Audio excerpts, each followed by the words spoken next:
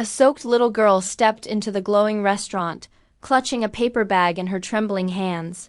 The room fell silent. Every eye turned to her, the same girl they'd once shamed and pushed away. But now, cameras were flashing, and the man who had ignored her sat frozen in his chair. She wasn't here to accuse, she was here to feed him. The moment cracked something deep inside that room, a silence louder than any scream. This is the story that left an entire city in tears. Welcome story lovers. From where are you watching?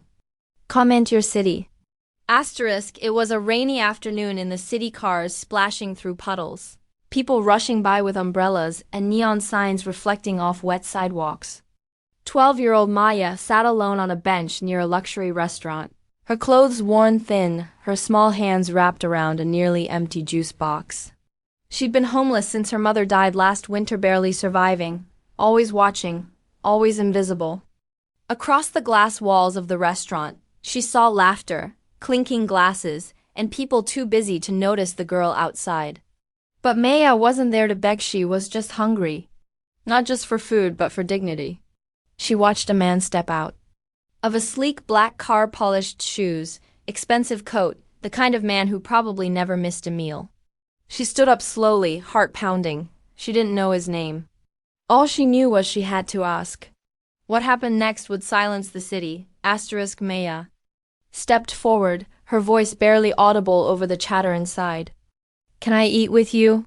she asked, her eyes locked on the man in the designer coat. For a moment he didn't respond, he just stared, as if trying to decide whether she was real. Then, without a word, he turned his back and walked in. People at the entrance chuckled. One waiter shook his head. "They're everywhere these days," someone muttered.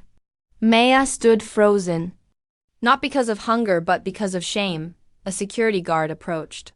"You can't stand here," he said flatly, motioning her away like trash on the curb. As she stepped back, soaked in rain and humiliation, she heard the millionaire's voice, "Make sure she stays off the property." Her heart sank. She wasn't a thief. She wasn't causing trouble. She just wanted a meal. The next day, Maya returned, but not alone. A kind woman had seen everything and posted the footage online. It spread like wildfire. The comments burned. "She's just a child. How heartless can people be?" Still, Maya didn't want revenge. She wanted understanding. She walked back to the restaurant, cameras trailing behind her. This time she wasn't invisible. Inside, the millionaire watched from a corner table, his face pale as the door opened. She stepped in quietly, and then silence. Every head turned. What happened next would leave even the coldest hearts trembling. Maya stood inside the restaurant, rain still dripping from her sleeves. The room went silent.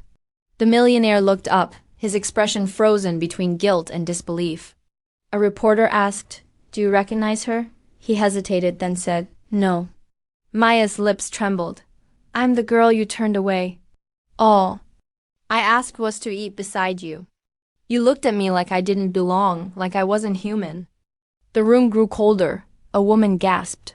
Someone whispered, "She's just a child." The millionaire stood, trying to speak, but the silence was louder than his words. The internet had already judged him. But Maya wasn't looking for punishment. She wanted change. She reached into her coat and pulled out a brown paper bag. "I brought food. This time. For you." Tears welled up in strangers' eyes. Dear audience, if you're enjoying the story, don't forget to give it a like, it really helps. The millionaire took the bag with trembling hands, too ashamed to speak. Maya didn't wait for applause. She quietly turned and walked out, her dignity intact.